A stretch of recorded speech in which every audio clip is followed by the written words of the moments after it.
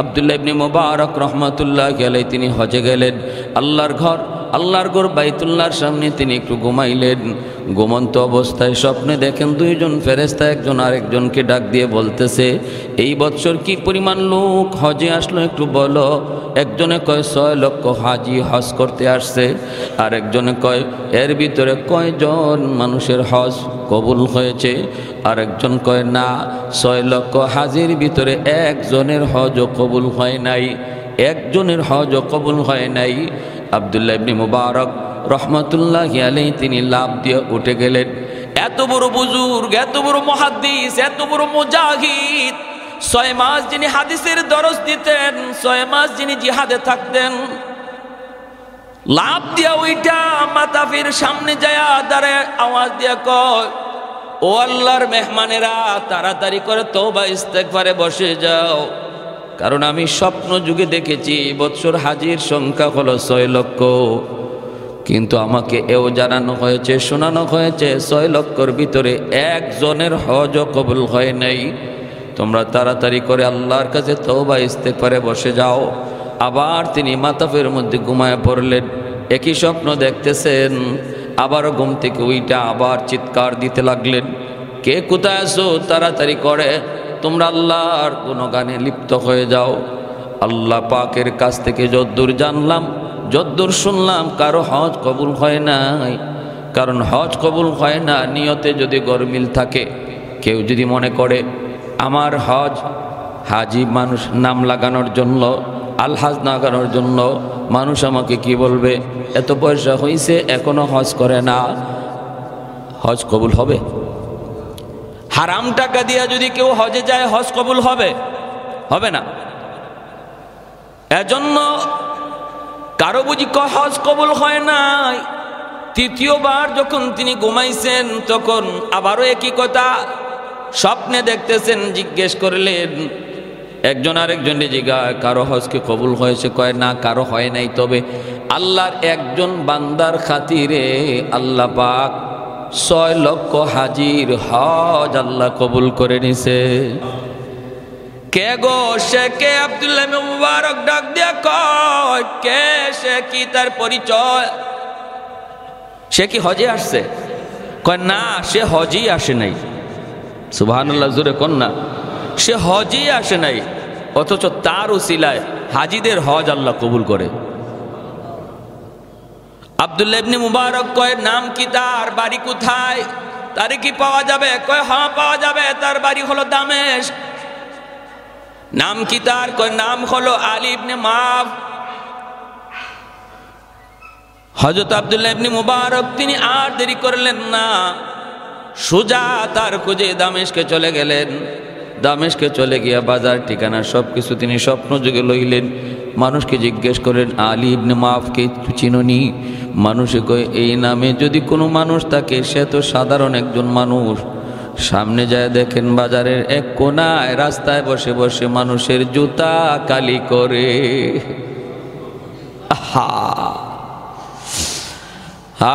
আর আমরা হালাল কোনো কাজ, সেটা যদি ছোট্ট হয়, নিম্নমানের হয়, আমরা এটা ঘৃণা করি। মানে এই কাজ করে, রিক্সা চালায়, ওই মুদির দোকানদারি করে, এটা করে। কি মনে করলা তুমি? আহারে, তুমি টেবিলের নিচে লক্ষ টাকা ঘুষ খাওয়ার চেয়ে একজন রিক্সাওয়ালা ভাই সারাদিনে 200 টাকা কামাই করে, তার দাম আল্লাহর কাছে তুমি কোটিপতির চেয়ে অনেক গুণ বেশি। ইন্না আকরামাকুম ইনদাল্লাহি আতকাকুম। পয়সায় আল্লাহর কাছে সম্মান বাড়ায় না, সম্মানী করে না। ক্ষমতা মানুষের আল্লাহর কাছে সম্মানী বানায় না। আল্লাহর কাছে সম্মানী হতে হয় তাকওয়ার দ্বারা, খোদা ভীরু দ্বারা।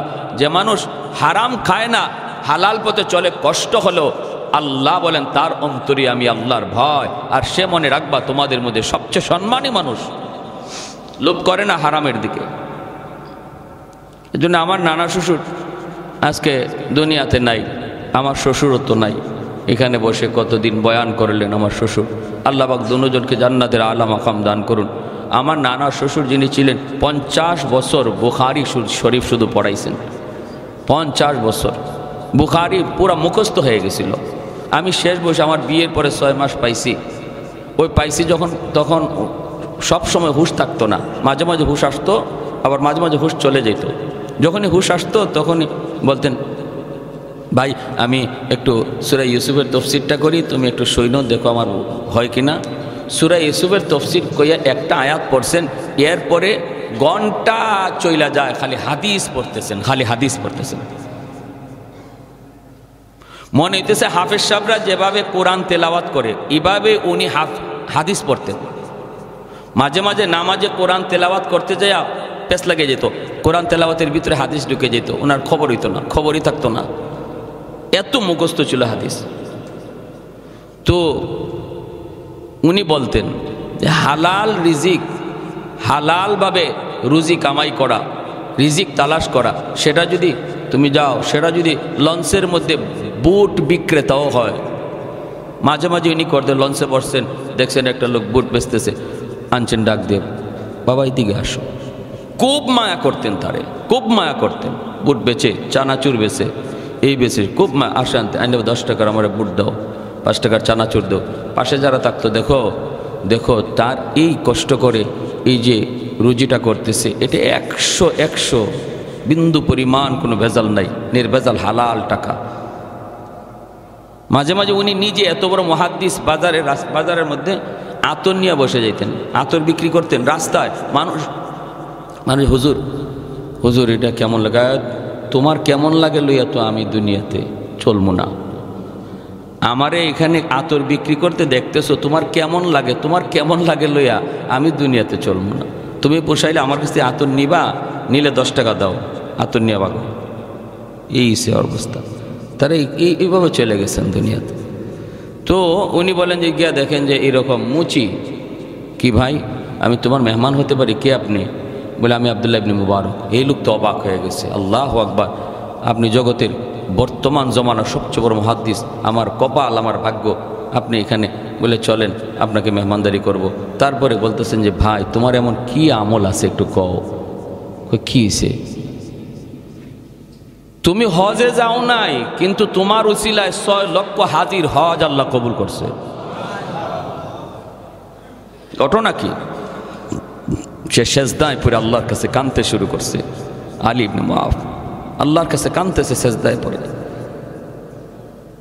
আর বলতেছে যে আমার তেমন কোনো আমল নাই, তবে আমি আমার এই কর্ম থেকে কিছু টাকা জমাইছিলাম আমি হজে যাওয়ার নিয়তে। আজকে কয়েক বৎসর যাবত একটা থলিতে, আমি যখন ওই থলিতে টাকা জমাইছি হজে যাব, তো একদিন আমার বিবি সাহেবের এরকমভাবে গোশত খাওয়ার খুব প্রয়োজন, গোশত খাওয়ার খুব ইচ্ছা জাগছে, কিছু নাই ঘরে। তো আমি পাশের বাড়িতে একটু গোশত আনার জন্য গেলাম, ঘ্রাণ পাইলাম, ওই বাড়িতে গোশত রান্না হয়েছে।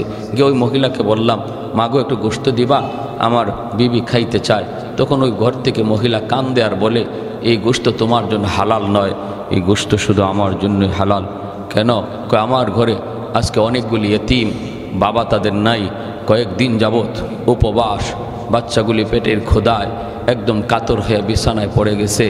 নিরুপায় হয়ে আমি এর ঘর থেকে বের হইয়া ওই হাওরে যাইয়া একটা মরা গরু পাইয়া, মরা গরুর গোশত কাইটা, যান বাঁচানোর জন্য যেহেতু মরা গরুর গোশত খাওয়া যায়, এজন্য ওই গোশতটা আইনা পাকাইছি।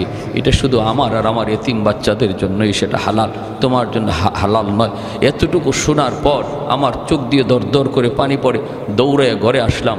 আইসে যে টাকা জমাইছিলাম হজে যাওয়ার জন্য, এই টাকাটাই আমি পুরাটাই এতিমকে দান করে দিলাম। সুবহানাল্লাহ, সুবহানাল্লাহ। এজন্যই মুহাদ্দিসিনে কেরাম বলেন, যার উপরে একবার হজ ফরজ হয়েছে তার উত্তম একবারই করা, এরপরে বারবার উমরায় যাওয়া। বাকি এরপরে যদি তোমার টাকা থাকে, ওই হজে যাওয়ার টাকাটা যদি কোনো এতিমকে সাহায্য করো বা এতিমকে দেখাশোনা করো, এটা আল্লাহর কাছে অধিক প্রিয় হয়। মানুষের সেবায় যদি টাকাটা ব্যয় হয়। আব্দুল্লাহ ইবনে মুবারক রহমাতুল্লাহি আলাইহি বলতেছে, বাবা কবরের মধ্যে আল্লাহ পাক আমার সাথে অনেক সুন্দর ভালো আচরণ করেছে। আমাকে প্রশ্ন করেছে, মার রাব্বুকা, আমাকে প্রশ্ন করা হয়েছে, মার রাব্বুকা ওমা দীনুকা ওমান হাদার রাজুল আল্লাযী বুইসা ফীকুম ইউকালু লাহু মুহাম্মদ। তোমার ইস ধর্মের নাম কি, উনি কে? আমি তিনটা প্রশ্নের জবাব আল্লাহর রহমতে সুন্দরভাবে দিয়েছি। রব্বি আল্লাহ, দীনে আল ইসলাম, হাদা মুহাম্মাদুর রাসূলুল্লাহ সাল্লাল্লাহু আলাইহি ওয়াসাল্লাম। তিনটা প্রশ্নের জবাব দেওয়া মাত্রই আল্লাহ পাক আওয়াজ দিছে, সাদাকা সাদাকা আবদি, আমার বান্দা সত্য বলেছে, আমার বান্দা প্রশ্নের সঠিক জবাব দিয়েছে, সঠিক জবাব। অতএব তার জন্য কবরটারে প্রশস্ত করে দাও। আফরিসুহু মিনাল জান্নাহ, আলবিসুহু মিনাল জান্নাহ, ওয়াফতাহু লাহু বাবান ইলাল জান্নাহ, তারে জান্নাতি পোশাক পরাও, জান্নাতি বিছানা বিছায় দাও। আর ওই যে জান্নাত, ওই জান্নাত থেকে কবর পর্যন্ত একটা সুরুং করে দাও, যেন সে কবরে শুয়ে শুয়া কিয়ামত পর্যন্ত জান্নাতের সুখ শান্তি পাইতে পারে। সব কিছু ঠিক আছে, আমি কবরে জান্নাতের ভিতরে আছি, জান্নাতের ভিতরে আছি, কিন্তু বাবা আমার বড় ঈর্ষা হয়।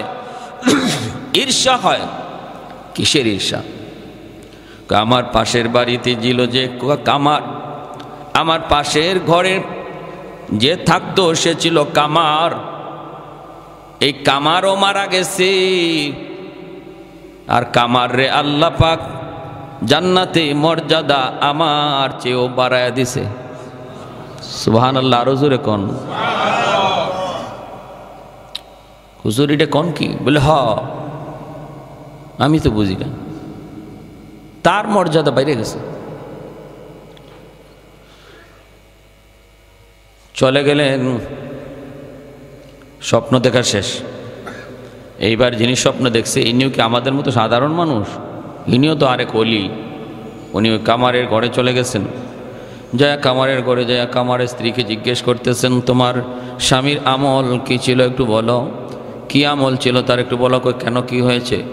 আর কি হয়েছে মানে, স্বপ্ন যুগে আমি যা দেখেছি তোমার স্বামীর মর্যাদা আল্লাহ আব্দুল্লাহ ইবনে মুবারকের চেয়েও বাড়ায়া দিছে। স্ত্রীও তো অবাক হয়ে গেছে, কোন কি আপনি, এটা হতেই পারে না। আমার স্বামীর মর্যাদা এত বড় মুহাদ্দিস, এত বড় ওলি, তার চেয়েও আল্লাহ বাড়ায়া দিছে, কোন কারণে আমার বুঝে আসে না। তাহলে আমল কি ছিল একটু বলো, আমল কি ছিল বলো। এইবার স্ত্রী বলতেছে তার দুইটা আমলের কথা আমার মনে পড়ে। এক হলো আমার স্বামী এতটাই নামাজের পাবন্দি ছিল, লোহার কাম কাজ করত, যখনই হাতুড়ি উপরে উঠাইতো লোহাকে পিটানোর জন্য, ওই অবস্থায় যদি মসজিদের মিনার থেকে আজানের আওয়াজ আসছে, আল্লাহু আকবার আল্লাহু আকবার, আল্লাহ মহান আল্লাহ মহান, এই বইলা যখন ডাক দিয়েছে আমার স্বামী, তখনই হাতুড়িটা আর নিচে নামায় নাই, ওখান থেকে পিছনে ফালাইয়া দিছে। ফালায় বলছে, মালিক আমিও স্বীকার করি তুমি মহান, তুমি বড়, আমার কাজ ছোট, আমার কাজ ছোট, তুমি বড়, তুমি বড়। কাজটা আগায় নাই, পিছনে ফালায়া মসজিদে দৌড় দিছে। এই নজরে পড়ে আমার দ্বিতীয় আরেকটা আমল যদ্দূর মনে পড়ে, সেটা হলো আমার স্বামী সারাদিন লোহার কাজ কইরা যখন বিকালবেলা ঘরে ফিরত, এশার নামাজটা পইরা যখন ঘুমাইতো, শরীরটা তার ছেড়ে দিত, ক্লান্ত পরিশ্রান্ত, ক্লান্ত শরীর নিয়ে ঘুমায় পড়ত। আর পাশের ঘরটাই ছিল আব্দুল্লাহ ইবনে মুবারক রহমাতুল্লাহি আলাইহির ঘর। শেষ রাতে আব্দুল্লাহ ইবনে মুবারক তাহাজ্জুদের নামাজ পড়তেন, ফুফায় ফুফায় কাঁদতেন, চোখের পানি জড়ায় জড়ায় কাঁদতেন। ওই কান্নার আওয়াজটা যখনই আমরা শুনতাম, আমার স্বামী ঘুম থেকে উঠত, কিন্তু ক্লান্ত শরীরে এতটাই দুর্বল, উঠতে পারত না। শরীরটা ছিল তার বড় দুর্বল, চোখের পানি জড়ায় জড়ায় কাঁদত। দৃশ্যটা দেখতো আব্দুল্লাহ ইবনে মুবারক তাহাজ্জুদ পড়ে আর চোখের পানি জড়ায় কান্দে। এই দৃশ্য দেখে আমার স্বামী নিজেও কাঁদত আর কইতো, মালিক আমি তো দুর্বল, সারাদিন লোহার কাম করি, এজন্য আমার শরীরটা নিয়ে উঠতে পারি না, সারা শরীরে ব্যথা। আল্লাহ আমাকে যদি তুমি সুস্থতার নিয়ামত দিতাম, আমিও এই রকমভাবেই তোমার ওলির মতো তাহাজ্জুদ পড়তাম। শেষ সাথে নামাজ পড়ার কি মজা, শেষ সাথে তোমাকে ডাকার কি মজা। আল্লাহ আমিও একটু বোঝার চেষ্টা করতাম। এই বইলে চোখের পানি জরে জরে কান্ত, কিন্তু তাহাজ্জুদ পড়তে পারতো না, চোখের পানি জরে কান্ত। তখনই আল্লাহর ওলি কয়, ওই যে আগ্রহ অন্তরের ভিতরে জন্মাইছে, এজন্য আল্লাহ পাক রব্বুল আলামিন তার অন্তরের দিকে তাকাইয়া আব্দুল্লাহ ইবনে মুবারকের মতোই তাহাজ্জুদের সওয়াব দিয়া বরং তার দিলের চাহাতটারে আরো পছন্দ কইরা জান্নাতে মাকাম আল্লাহ বাড়ায় দিছে। জোরে কোন সুবহানাল্লাহ। এইবার এই লোকটাকে স্পেশাল বিমানে ফ্রান্সে পাঠানো হলো। মদিনার সরকার, সৌদির সরকার পর্যন্ত টনক নড়ে গেল ঘটনার রহস্য জানার জন্য। সে ওখানে গেল, যায় খবর নেই। আজ থেকে 1 সপ্তাহ আগে আল্লাহর বান্দী ইন্তেকাল করেছে। জিজ্ঞেস করা হয় পরিবারের সদস্যকে, ঘটনা কি একটু বলো না, কোথায় তার কবর?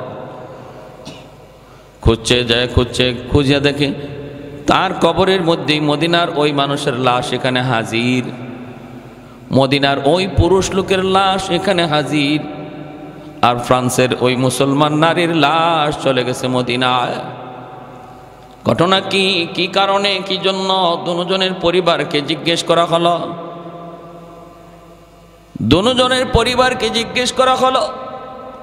মদিনার ওই পুরুষ লোকের পরিবারকে জিজ্ঞেস করা হয়।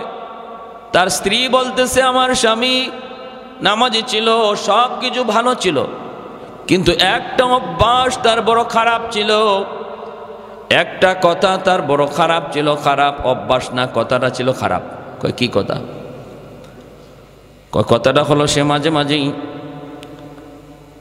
যখন আমরা স্বামী স্ত্রীতে বৈধ সম্পর্কে যেতাম, গোসল যখন ফরজ হতো, তখন সে বলতো, এই গোসল ফরজ হওয়াটা ইসলামের যে একটা বিধান, এই বিধানটা আমার কাছে ভালো লাগে না, এটা আমি মানি না। খ্রিস্টানরা এজন্য অনেক ভালো, গোসল টোসল লাগে না, সব কাজ করা যায়, কিন্তু ইসলাম ধর্মে এই গোসলটারে ফরজ করার বিধানটা আমার পছন্দ হয় না।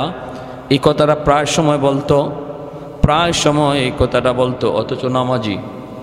অথচ নামাজি আল্লাহর বিধান, শরীয়তের বিধান, এই বিধানটারে সে নেগলেক্ট করত।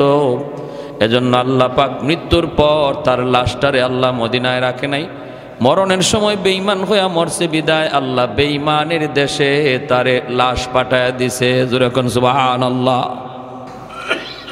ওই মহিলাকে জিজ্ঞেস করা হলো, মহিলার পরিবার কি ছিল, তার নেক আমল।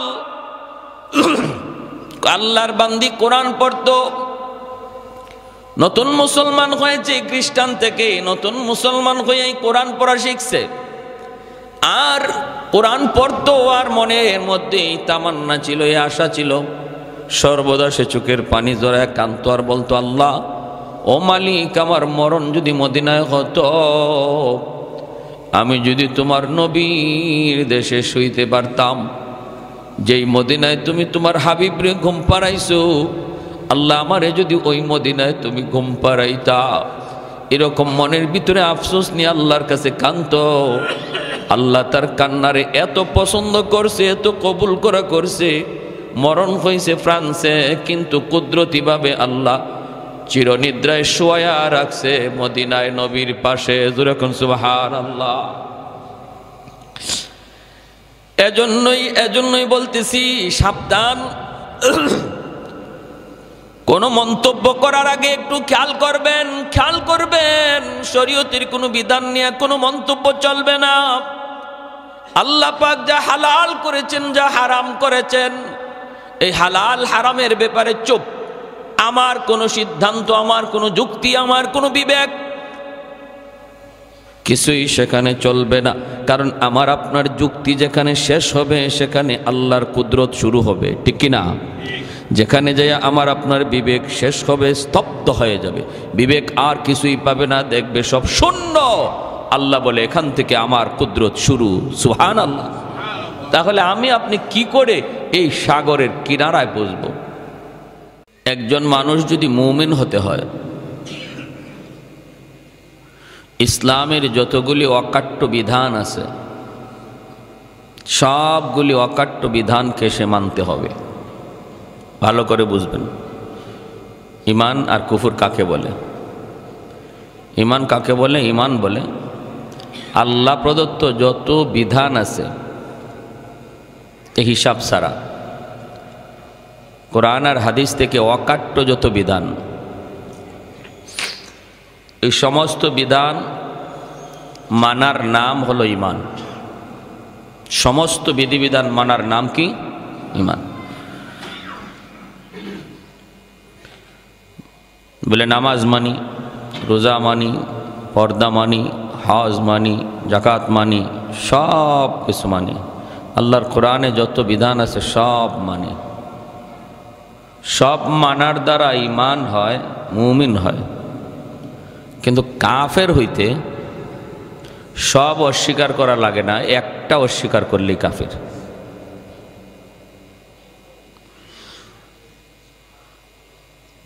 মুমিন ইমানদার হতে হলে সব মানতে হয়, আর কাফের হতে হলে সব অস্বীকার করা লাগে না। একটা শরীয়তের কোনো একটা বিধান কেউ যদি মানে না, বলে যে না আমি এটা মানি না, অথবা এই বিধানটারে নিয়ে মস্কারি করে, আল্লাহর বিধান জানছে কিন্তু সে এটাকে নিয়ে ঠাট্টা করে, ইসলামের কোনো শেয়ার যা দেখলে বোঝা যায়, ইসলাম চিনা যায়, এগুলাকে ইসলামের শেয়ার বলে। যা দেখলে ইসলাম চিনা যায়, মানে মুসলমান বোঝা যায়। যেমন টুপি,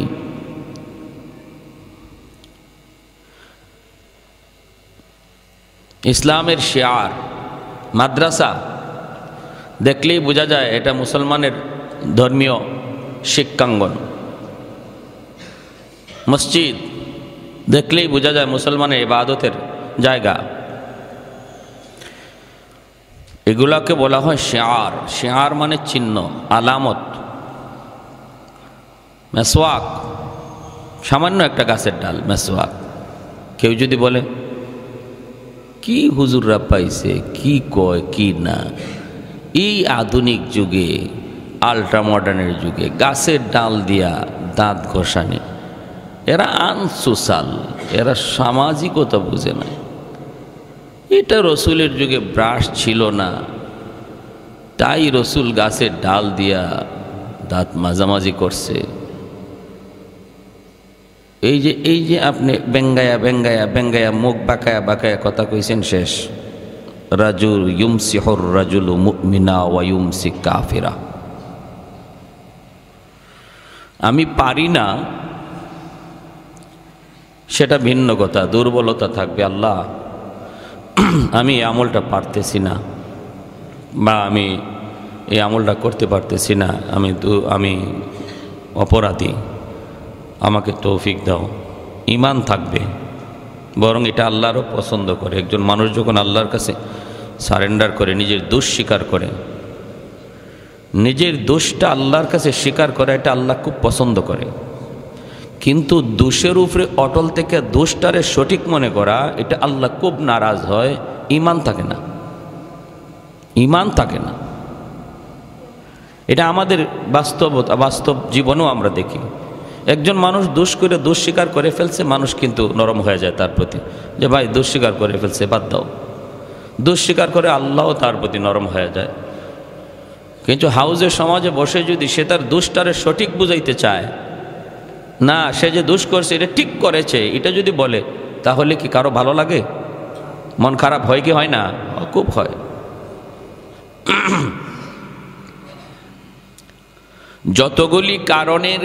যতগুলি কাজের দ্বারা, যতগুলি কারণে ঈমান ভঙ্গ হয়, এর মধ্যে উল্লেখযোগ্য একটা কারণ হলো আল্লাহর সমস্ত বিধিবিধানের ভিতর থেকে কোনো একটাকে যদি কেউ অস্বীকার করে অথবা এটা নিয়ে ব্যঙ্গ করে, মজাক করে, ঈমান চলে যাবে। ফুটবল খেলা চলতেছে, সবাই কম বেশি দেখতেছেন, বাধা দিয়েও আমরা পারবো না। আপনার রুচি, আপনার ইচ্ছা, আমরা আমাদের কথা বলতেছি হারাম হারাম হারাম। কিন্তু মনে রাখবেন, আমাদের হারাম বলার পরে যদি কেউ এটাকে নিয়ে মস্কারি করেন অথবা আপনার যুক্তি এখানে প্রাধান্য দেন যে এটা হারামের কি হইল, এটা একটা বিনোদন, আমরা দেখতেছি কি হইল, এটার দ্বারা আমার ক্ষতি কি হইতেছে ইসলামের, আমি তো কোনো নাফরমানি কাজ করতেছি না, আমি দেখতেছি। এই যে যুক্তি দেখাইতেছেন আপনি, কুল্লু লাবিন হারামুন, মায়ার নবীর হাদিস, আল্লাহ নবীর হাদিস, সমস্ত খেলা হারাম। এই কথা জানার পরেও আপনি যদি বলেন যে এতে হারামের কি হলো, তখন আপনি এই বিধানটারে অস্বীকার করতেছেন, আপনার যুক্তি দিয়ে এটাকে ঠিক ভাবতেছেন।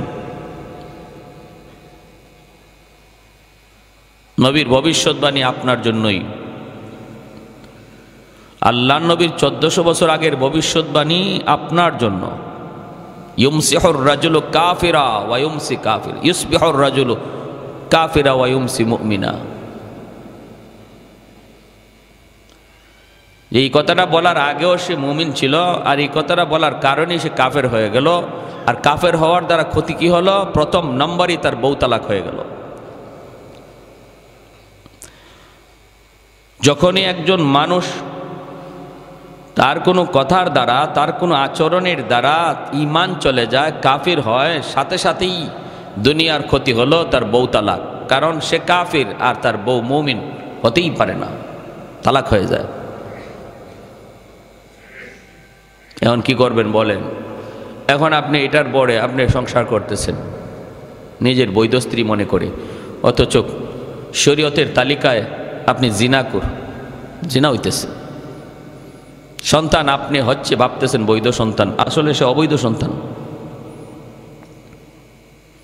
সমাজ কেন এতটা নষ্ট হচ্ছে? সমাজ, যুব সমাজের দ্বারা কেন এতটা ক্ষতির দিকে যাচ্ছে? কেন সন্তান আজকে বাপ মার কথা মানতেছে না? কেন মুরব্বীদের শ্রদ্ধা করতেছে না? কেন ইয়াবা, গাঞ্জা, মদ সব দিকে ঝুঁকতেছে? শুধু বাজে কাজের দিকে দৌড়াচ্ছে। কারণটা কি? মূলে তালাশ করলে দেখা যাবে সে বৈধ না অবৈধ, এটাই সন্দেহ আছে। কারণ বাপ মাও জানে না যে তাদের বিবাহ বাতিল হয়ে গেছে, সম্পর্কটা হচ্ছে অবৈধ। অবৈধ সন্তানের কাছ থেকে ভালো কিছু সমাজ আশা করতে পারে না, কশ্চিন কালেও না। সমাজের ভালো কিছু তার দ্বারা আশা করা যাবে না।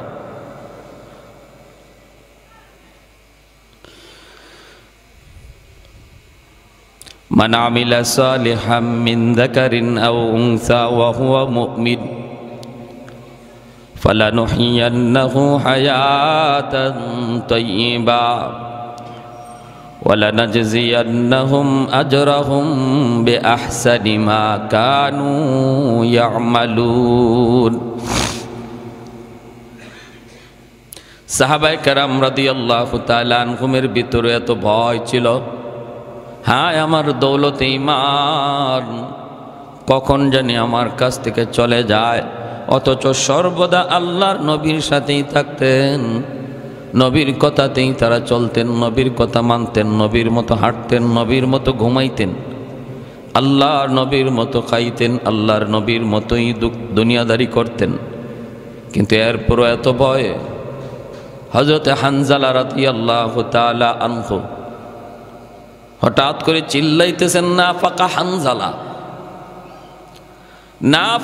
নাফাকা হানজালা, হানজালা মুনাফিক হয়ে গেছে। নিজেরে নিজে বলতেছেন হানজালা মুনাফিক হয়ে গেছে, হানজালা মুনাফিক হয়ে গেছে। আল্লাহর নবীর দরবারের দিকে দৌড়াইতেছেন। আবু বকর সিদ্দিক রাদিয়াল্লাহু তাআলা আনহু থামায়া বলেন, হানজালা কি হয়েছে? হানজালা বলেন, নাফাকা হানজালা, হানজালা মুনাফিক হয়ে গেছে। আবু বকর সিদ্দিক বলতেছেন, হানজালা তুমি কও কি? একটু মাথায় হুঁশ রেখে কথা বলো। কি বলতেছো তুমি? কি বলতেছো তুমি? একটু ভালো করে বুঝায় বলো। কি কও তুমি মুনাফিক হয়ে গেছো? কে বলছে তোমারে মুনাফিক হয়ে গেছো?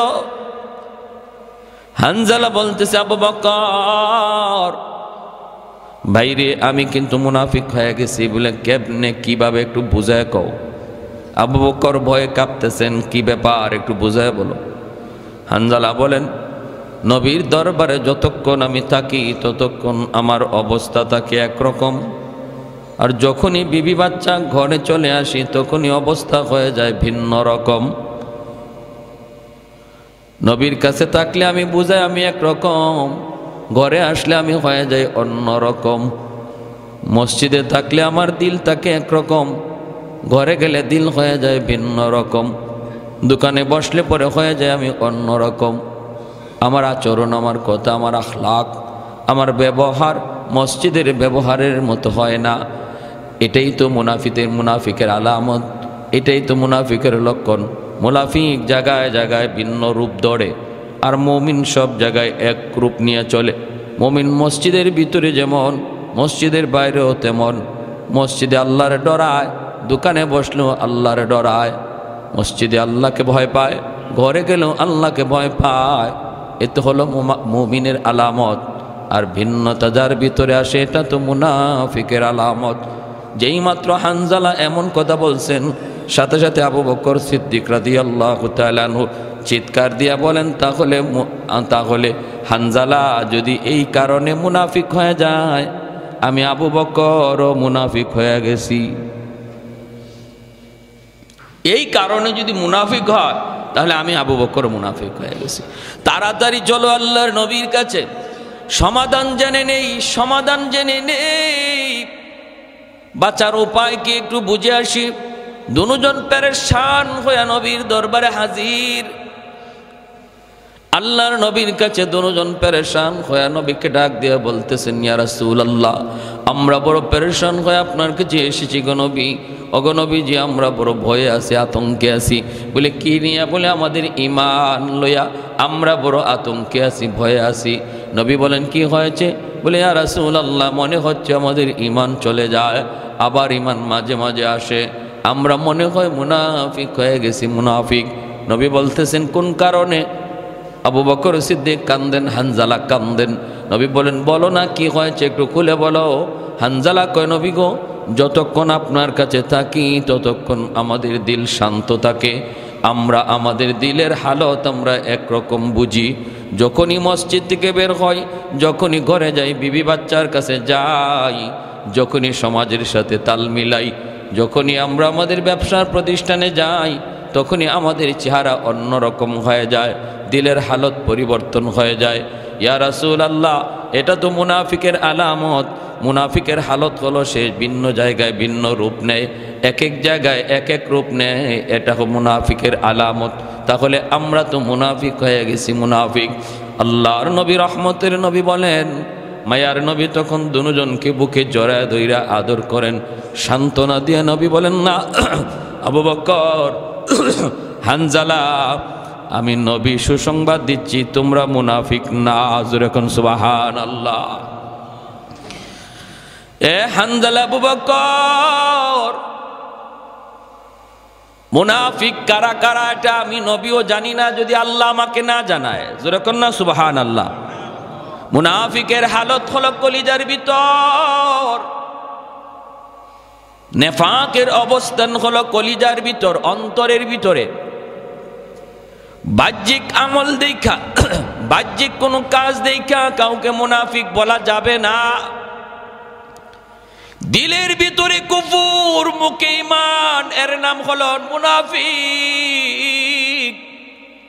দিলের ভিতরে কুফর আর মুখে ঈমান। তোমাদের দিলে তো কুফর নয়, দিলের ভিতরে কোনো কুফরই নয়, বরং আমলের ভিতরে তারতম্য সৃষ্টি হয়। মসজিদের ভিতরে তোমাদের আমল একরকম, মসজিদের বাইরে গেলে আমলের মধ্যে ভিন্নতা আসে। আমলের ভিন্নতার দ্বারা মুনাফিক হয় না, ঈমানের ভিন্নতার দ্বারা মুনাফিক হয়। জোরে বলি সুবহানাল্লাহ। না না, তোমরা মুনাফিক না। আমলের ভিতরে তারতম্য হতে পারে, কিন্তু ইয়াকিনের ভিতরে, বিশ্বাসের ভিতরে যদি তারতম্য হয় তাহলে কিন্তু মুনাফিক হয়ে যায়, মুনাফিক হয়ে যায়। আল্লাহ নবী সান্ত্বনা দিলেন, সাহাবায়ে কেরাম রাদিয়াল্লাহু তাআলা আনহুমের ভিতরেও কি পরিমাণ ভয় ছিল, কি পরিমাণ ভয়, কিন্তু আমাদের অন্তরে বিন্দু পরিমাণ ভয় নাই। আমাদের চালচলনে বোঝা যায় মুসলমানের ঘরে জন্ম নিয়া আমি তো মুসলমান, নিশ্চিত মুসলমান, আমার মুসলমানি যাবে কোথায়? আমি ইমানদারের ঘরে জন্ম নিছি, আমার ইমান যাবে কোথায়? এক নাম্বার কারণ হলো শরীয়তের কোনো বিধিবিধান, অকাট্য বিধিবিধানের একটাকে যদি কেউ অস্বীকার করে অথবা মজাক করে, ঠাট্টা করে, সাথে সাথে ইমান থাকে না যায়? দূরে বলেন, থাকে না যায়? যায়। এজন্য বলি, শরীয়ত যেগুলাকে হালাল বলেছে, যেগুলাকে হারাম বলেছে, এই সমস্ত হালাল জিনিসকে 100% হালাল জানতে হবে। যেগুলাকে শরীয়ত হারাম বলেছে, প্রত্যেকটা হারাম জিনিসকে অন্তর থেকে হারাম জানতে হবে।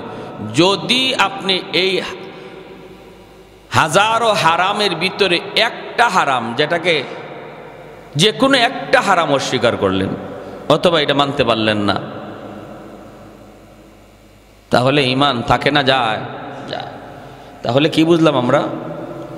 ইমানদার হতে হলে সব মানতে হয়, আর কাফের হতে হলে সব ছাড়তে হয় না, সব অস্বীকার করতে হয় না, একটা অস্বীকার করলেই কাফের হয়ে যায়।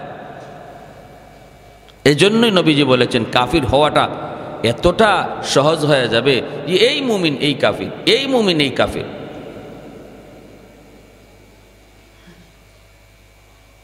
এজন্য আমরা আমাদের কথা বলবো, খেলাধুলা হারাম। হ্যাঁ, আপনি দেখতেছেন হারাম কাজ করতেছেন, অন্তত হৃদয়ের ভিতরে, মনের ভিতরে নিজের অপরাধী ভাবেন, অপরাধী, তো ইমান থাকবে। আর যদি এখানে অহংকারী দেখান, আমি কি কম বুঝি, আর এটা হারামের কি হইল, এখানে ক্ষতির কি হচ্ছে? কাতার একটা মুসলিম দেশ বিশ্বকাপের আয়োজন করছে, ইসলামের দাওয়াত দিতেছে, কোরআনে আয়াত হাদিস লিখে ইসলামের দাওয়াত দিচ্ছে, এতে ক্ষতির কি হলো? হারাম কাজের আয়োজন কইরা ইসলামের দাওয়াত দেওয়াও হারাম। হারামের মাধ্যমে ইসলামের পথে কাউকে ডাকা, এটাও কি? জোরে কন, জোরে কন, হারাম। কোনো ওয়াজ মাহফিলে কর্তৃপক্ষ যদি মনে করে যে মানুষ যখন আয় না দিনের কথা শুনতে, হুজুরের কথা শুনতে, মমতাজরে লই আইমো আজকে, আর হুজুর উঠবার আগে মমতাজ গান গাইব, মানুষ আসে না কেমনে দেখব?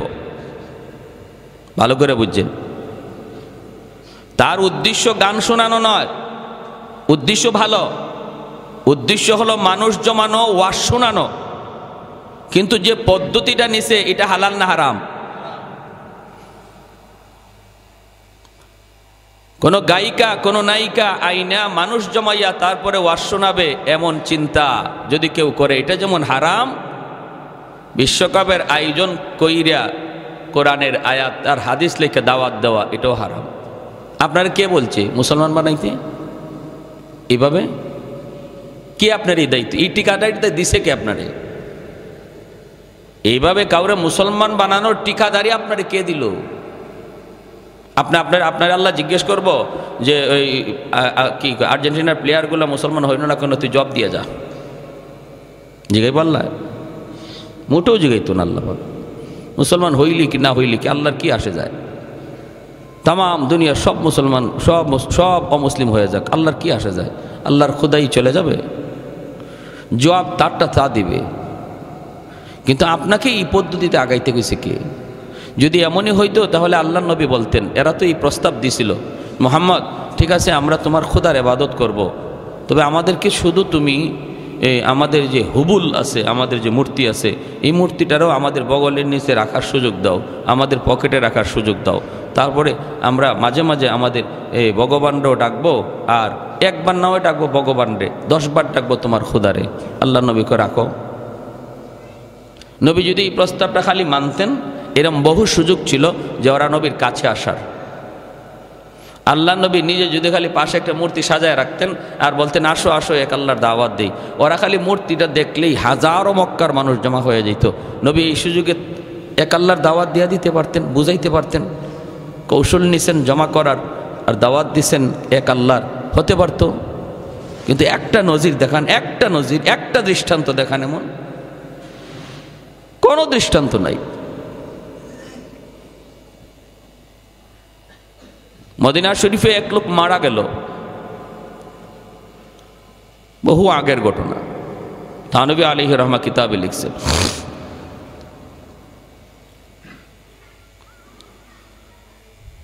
কোন কারণে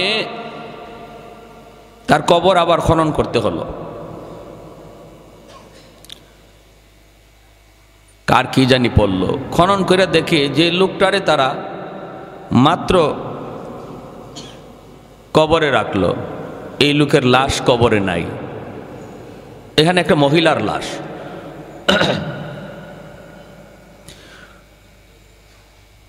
মহিলার লাশ রাখলো, পুরুষ, ভিন্ন এক মহিলার লাশ। অবাক হয়ে গেল, হইচই পড়ে গেল। হজের মৌসুম ছিল তখন, হজের মৌসুম ছিল। অনেক মানুষ এই খবর পাইয়া দেখতেও গেল। তখন মদিনায় এক লোক ছিল ফ্রান্সের, ওখান থেকে মুসলমান হয়ে সে আসছে, সেও গেছে দেখতে। এই মহিলারে কেউ চিনে না, মদিনার সব মানুষ আসছে, কেউ চিনে না এই মহিলাকে। ও ফ্রান্সের লোকটা যায়া দেখছে, ও সব দেশের লোকই তো দেখতেছে, ও দেখি চিনে ফেলছে, যারে এই মহিলার বাড়ি তো ফ্রান্স, এখানে আসলো কেমন করে। আর আমি তো হজের মৌসুমে, হজের সফরে আসার আগে আমি তারে কোরআন পড়াই। সুবহানাল্লাহ, জোরে কোন।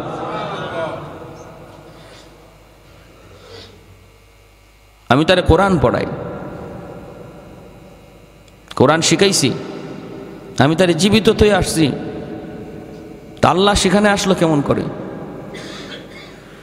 সে আমার ছাত্রী। হইচই পড়ে গেল মদিনায়। এইবার এই লোকটাকে স্পেশাল বিমানে ফ্রান্সে পাঠানো হলো। মদিনার সরকার, সৌদির সরকার পর্যন্ত টনক নড়ে গেল ঘটনার রহস্য জানার জন্য। সে ওখানে গেল, যায় খবর নেই। আজ থেকে 1 সপ্তাহ আগে আল্লাহর বান্দী ইন্তেকাল করেছে। জিজ্ঞেস করা হয় পরিবারের সদস্যকে, ঘটনা কি একটু বলো না, কোথায় তার কবর? খুঁজছে, যায় খুঁজছে, খুঁজিয়া দেখে তার কবরের মধ্যেই মদিনার ওই মানুষের লাশ এখানে হাজির, মদিনার ওই পুরুষ লোকের লাশ এখানে হাজির, আর ফ্রান্সের ওই মুসলমান নারীর লাশ চলে গেছে মদিনায়। ঘটনা কি, কি কারণে, কি জন্য? দুজনের পরিবারকে জিজ্ঞেস করা হলো। দুজনের পরিবারকে জিজ্ঞেস করা হলো। মদিনার ওই পুরুষ লোকের পরিবারকে জিজ্ঞেস করা হয়। তার স্ত্রী বলতেছে, আমার স্বামী নামাজি ছিল, সব কিছু ভালো ছিল, কিন্তু একটা অভ্যাস তার বড় খারাপ ছিল, একটা কথা তার বড় খারাপ ছিল। খারাপ অভ্যাস না, কথাটা ছিল খারাপ। কয় কি কথা? কথাটা হলো সে মাঝে মাঝেই যখন আমরা স্বামী স্ত্রীতে বৈধ সম্পর্কে যেতাম, গোসল যখন ফরজ হতো, তখন সে বলতো, এই গোসল ফরজ হওয়াটা ইসলামের যে একটা বিধান, এই বিধানটা আমার কাছে ভালো লাগে না, এটা আমি মানি না। খ্রিস্টানরা এজন্য অনেক ভালো, গোসল টোসল লাগে না, সব কাজ করা যায়, কিন্তু ইসলাম ধর্মে এই গোসলটারে ফরজ করার বিধানটা আমার পছন্দ হয় না। এই কথাটা প্রায় সময় বলতো, প্রায় সময় এই কথাটা বলতো। অথচ নামাজি আল্লাহর বিধান, শরীয়তের বিধান, এই বিধানটারে সে নেগলেক্ট করত। এজন্য আল্লাহ পাক মৃত্যুর পর তার লাশটারে আল্লাহ মদিনায় রাখে নাই। মরণের সময় বেঈমান হইয়া মরছে বিদায় আল্লাহ বেঈমানের দেশে তারে লাশ পাঠায় দিছে। যখন সুবহানাল্লাহ। ওই মহিলাকে জিজ্ঞেস করা হলো, মহিলার পরিবার কি ছিল, তার নেক আমল। আল্লাহর বান্দি কোরআন পড়তো, নতুন মুসলমান হয়েছে খ্রিস্টান থেকে, নতুন মুসলমান হয়ে কোরআন পড়া শিখছে। আর কোরআন পড়তো, আর মনের মধ্যে তামান্না ছিল, এই আশা ছিল, সর্বদা সে চোখের পানি জড়ায় কাঁদতো আর বলতো, আল্লাহ ও মালিক, আমার মরণ যদি মদিনায় হতো, আমি যদি তোমার নবীর দেশে শুইতে পারতাম, যেই মদিনায় তুমি তোমার হাবিবরে ঘুম পাড়াইছো, আল্লাহ আমারে যদি ওই মদিনায় তুমি ঘুম পাড়াইতা। এরকম মনের ভিতরে আফসোস নিয়ে আল্লাহর কাছে কাঁদতো। আল্লাহ তার কান্নারে এত পছন্দ করছে, এত কবুল করা করছে। মরণ হয়েছে ফ্রান্সে, কিন্তু কুদরতিভাবে আল্লাহ চিরনিদ্রায় শোয়া রাখছে মদিনায় নবীর পাশে। যেরকম সুবহানাল্লাহ। এজন্যই বলতেছি, সাবধান। কোন মন্তব্য করার আগে একটু খেয়াল করবেন। শরীয়তের কোনো বিধান নিয়ে কোনো মন্তব্য চলবে না। আল্লাহ পাক যা হালাল করেছেন, যা হারাম করেছেন, এই হালাল হারামের ব্যাপারে চুপ। আমার কোনো সিদ্ধান্ত, আমার কোনো যুক্তি, আমার কোনো বিবেক কিছুই সেখানে চলবে না। কারণ আমার আপনার যুক্তি যেখানে শেষ হবে, সেখানে আল্লাহর কুদরত শুরু হবে, ঠিক কি না? যেখানে যাই আমার আপনার বিবেক শেষ হবে, স্তব্ধ হয়ে যাবে, বিবেক আর কিছুই পাবে না, দেখবে সব শূন্য। আল্লাহ বলে, এখান থেকে আমার কুদরত শুরু। সুবহানাল্লাহ। তাহলে আমি আপনি কি করে এই সাগরের কিনারায় বসবো? শরীয়তের সাগরের কিনারায় বসবো কি করে? কিসের বাহাদুরি? আহা, আল্লাহ তুমি সহি বুঝদান করো। সবাই বলি আমিন।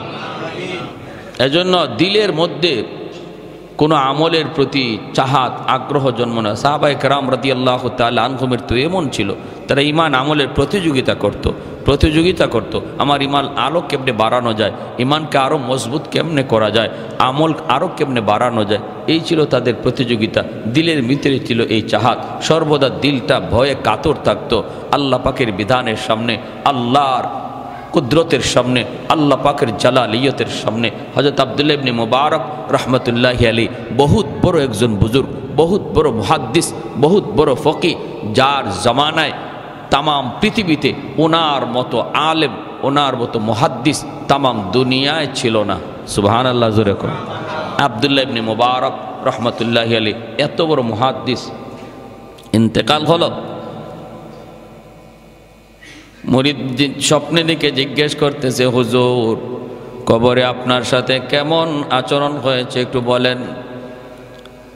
আব্দুল্লাহ ইবনে মুবারক রহমতুল্লাহি আলাইহি বলতেছে, বাবা কবরের মধ্যে আল্লাহ পাক আমার সাথে অনেক সুন্দর ভালো আচরণ করেছে।